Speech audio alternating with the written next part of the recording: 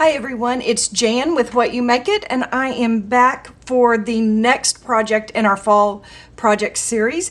And this project is actually kind of an assembly line project, and I used a lot of my scraps and things that I already had, but I allowed myself to get some inspiration from one new product, and that was the Tim Holtz Stampers Anonymous set called Autumn Blueprint. I saw this and I just loved these stamps, and I liked the size of the image, and I thought maybe they would lend themselves to a project where I was going to create a lot of different cards using basically the same material. So this was where I started, and I created a card sketch, and I will have this available on my blog for you to go and look at if you want to use something similar.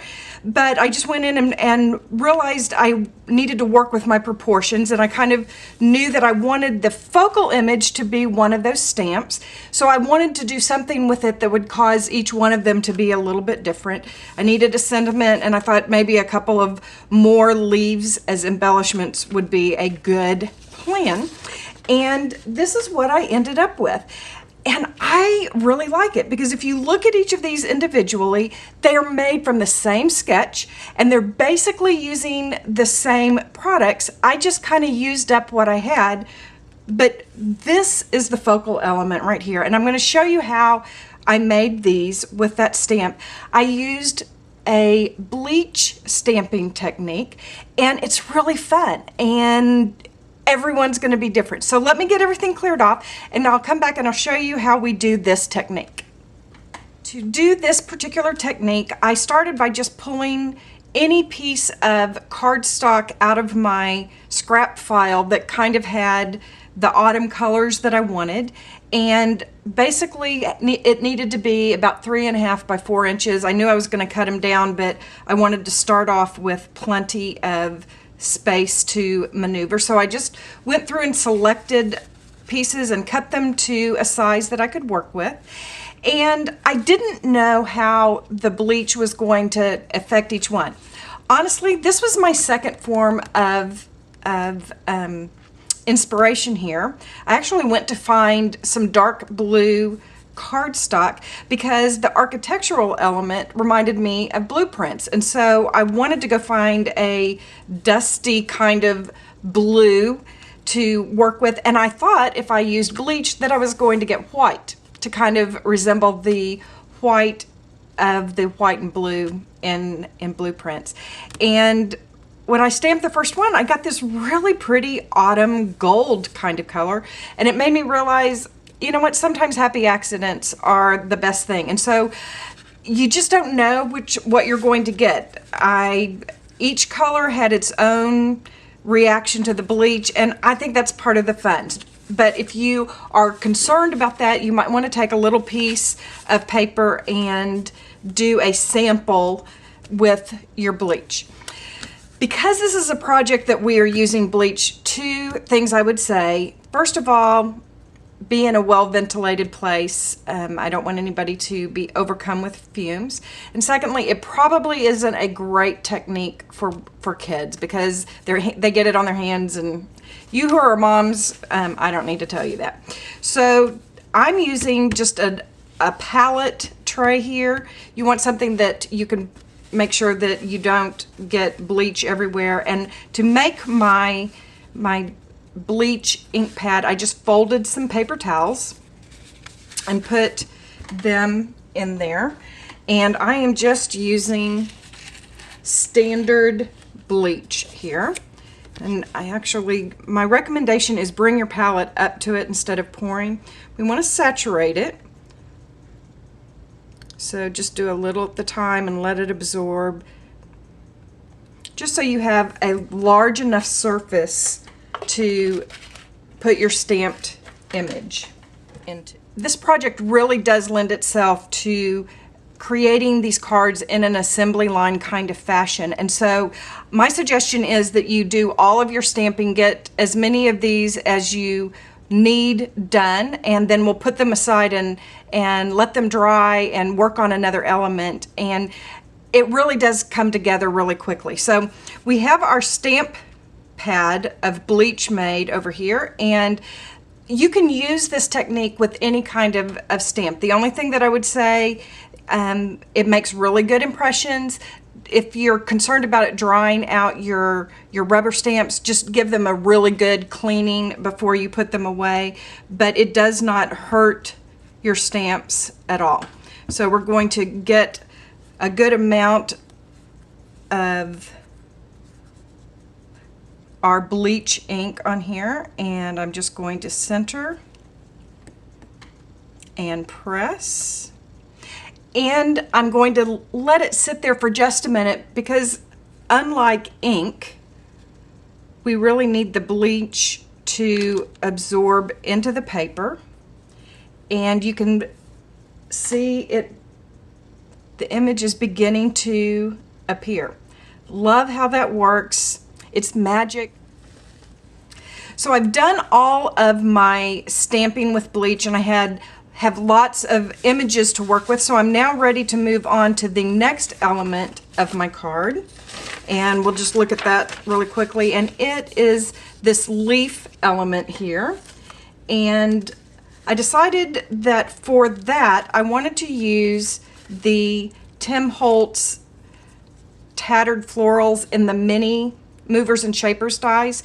To use these, you do need to use your base plate tray to put them in. They're magnetic and you put them in, but they're great for the proportional size. And I figured there were lots of things that I could do with them, and I basically decided to create two kinds. I wanted one that was softer, so I used some felt, and the other I created with book paper put onto some cardstock. And I just used my white glue. You can use whatever kind of glue you want. You want to use a liquid glue.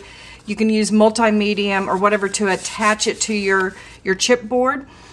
The only thing that I would say is don't put any of that multi-medium on the front. You could use Mod Podge, you can use whatever you want, but you want to keep all of that off of the surface of this, because I was going to stain it. And so if you do that and if you have glue or anything on the front of it, that will resist your stain or your ink or whatever.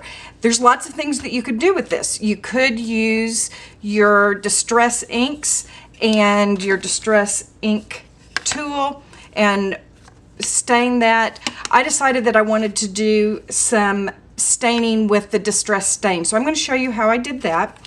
But before I move on, here is the leaf in the felt that I did. And if you are not, you may not want to do this as a detail, but if you like to sew, just putting a little stitch down the center of the leaves will add a nice little element to it and texture. And you can see, I actually kind of think it would be fun garland as well. So if I have any left over when I'm done, I may do some garland or something with that. When you have your chipboard covered with your book paper and it's dry, you want to make sure that it's totally dry before you move on to any of these staining techniques, because they do interact with water, and so you want to make sure that this is really good and dry. The determining factor of how many or how long or how wide is really how many leaves are you going to need. And I ended up doing about 3 or 4 of these sheets, only because I figured if I would just go ahead and get them done, I could put them as extra embellishments for maybe some of the other projects that I'm doing this fall. So I did a lot of them, but they're very easy, and I just kind of measured how I could best put 2 at a time through my Sizzix machine, my big shot, and that kind of determined how wide it was going to be. If you're using a different kind of embellishment, then use that as your guide for how wide you want it to be. Now, I'm going to show you the distress stain technique that I used. I picked out 4 colors. One was scattered straw, aged mahogany, and rusty hinge. And then I decided to add just a little bit of shine to it with the new distress stain in antique bronze. and I really like how it turned out. If you don't have this, then know that you could add some perfect pearls into this, or when you're done you could spray some perfect pearls onto it. I think that would be a very fun way to get the same impact. So again, you all know I am a big proponent of you using what you have. So if you don't have exactly what I'm using, I'm trying to tell you some other things that you might be able to use. We are going to push and squeeze, and that lets a little bit out on your craft mat, and I'm working on the Ranger craft mat. This is a very similar technique that you can do with your distress inks, just by mushing some of the ink out. It's very similar to that. That was my scattered straw. You want to kind of put your colors around on the surface, and I'm going to add now some Rusty Hinge. Lovely, lovely fall colors. I am so ready for it to be fall. Now I'm just going to spray some water mist onto here just to kind of make it even a little more fluid. But this is just water, but you all have seen me use, you can use some of your Tattered Angel spray, any of your mists that you already have glimmer in, or you could put a little Perfect Pearl down in this here. Gonna make it nice and fluid. And whereas with the other, when I use distress inks, I tend to smush and turn, I don't do that so much with this. I found that I get a better effect if I squish and pull. Isn't that pretty? And I'm going to turn it over, and I'm going to squish and pull. And I'm going to get my heat gun and dry this just a little bit before I maybe go back for a second layer of this. I love how every time you get a different look. I'm going to dry this and I'll be right back. I don't want to make you have to watch paint dry. So I've gone ahead and done all of my strips in the same manner, just dipping them, swiping, not doing a mushing technique. I think you get better coverage and you get some good blending. I'm going to bring this right up here. You can see using the metallic, it has a little bit of edge to it where it pools. I just think that is really fun. And the last thing that you can do, again, you don't have to, you could use a swirl stamp. I'm going to use a little bit of a, looks like maybe some chicken wire or honeycomb. I'm just going to stamp that over some of these again, but I'm going to go cut out my leaves, so maybe there's already plenty of stuff going on with yours. I just wanted one more layer of texture to it. Very simple. Again, I'm just showing you some additional techniques so that you can make it exactly how you want to. One other thing that you can do after you have finished is put some water in your hand and flick it.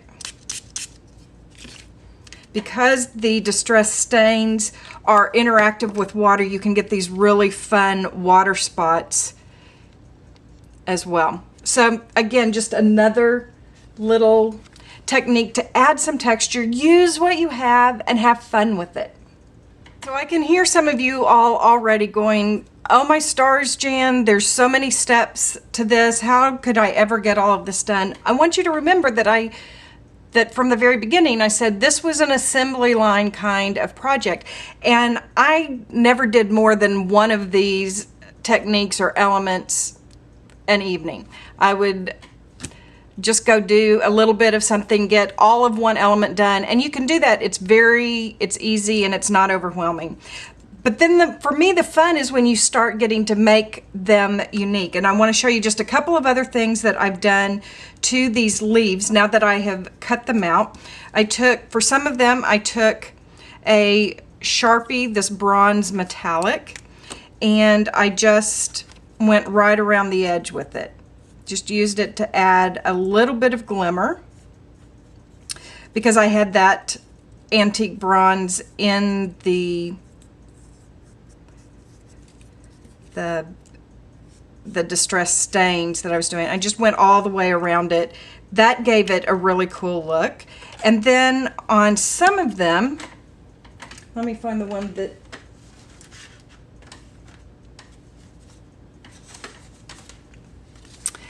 on some of them, can you see right here? I wrapped some wire around them. And I felt like that gave it yet another kind of fun. So this is 28 gauge copper wire, very simple. I take a glue dot, put it on the back of the leaf here, and I take the wire and I just kind of stick it down in there from the back, and then I just start wrapping it. And you want to be kind of loose with it because you don't want it to let it have a little bit of space, and just bring it back to the back to your starting point. And you could actually use your Holtz scissors to cut it with, and just stick the other place down, stick the other end of your wire down on that. Very fun, right? So again, I did a lot of those while I was sitting and watching a TV show with my family. I went and did the stitching, and just obviously I didn't take the time to do anything other than just put them end to end and through the sewing machine. Very, very simple. So the next element of my card was the tag.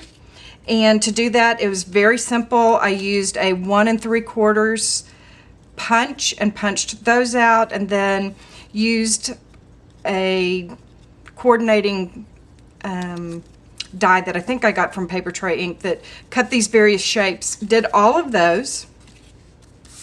And then one night I did the stamping. And for the tag, I am using a Autumn Tags from Paper Tray Ink, and had really fun,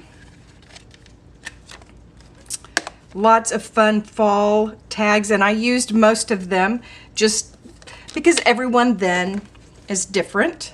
So I'm gonna do that very quickly for you here. Get some ink out.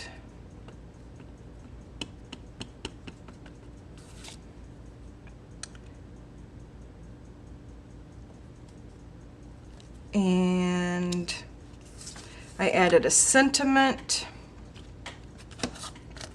Again, you can do this, just make a bunch of these while you're watching a TV show or a movie. There we go. And then just stack it on top, and you're done. And you have all of your, created all of our elements. We can put one of our cards together. I've roughed up the edge of my focal image, and I'm going to added some tape to the back. I'm going to put that over here, and then I'm going to just add a little element here. And when you do a card topper, you can hide all of your, if you want to use brads or some staples, you can hide the staples on the back, and it won't show through the front of your card. I'm going to grab a couple of leaves here and put them down on here, and I Stapled them on as well. You can see how quickly this card comes together. Once you've done all of your elements, have them like you like them. And if you want to, you can add a glue dot behind those to make them a little more likely to stay where you put them.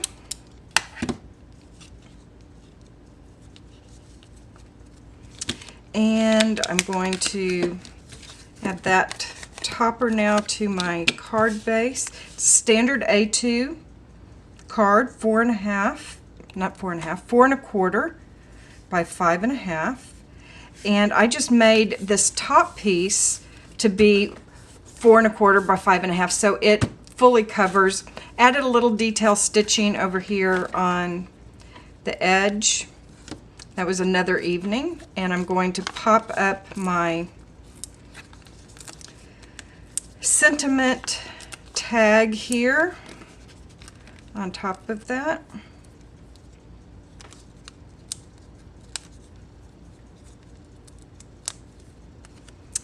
And we're going to have a card that is easy to send. On this one, I'm going to add a little button with some twine in it.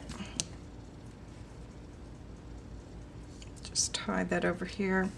I really think it's the fun of creating those individual elements. I love how each one of these is different, even though we used the same sketch. And it was fun to do all of the stamping and see how each of the different pieces of cardstock actually reacted with the bleach.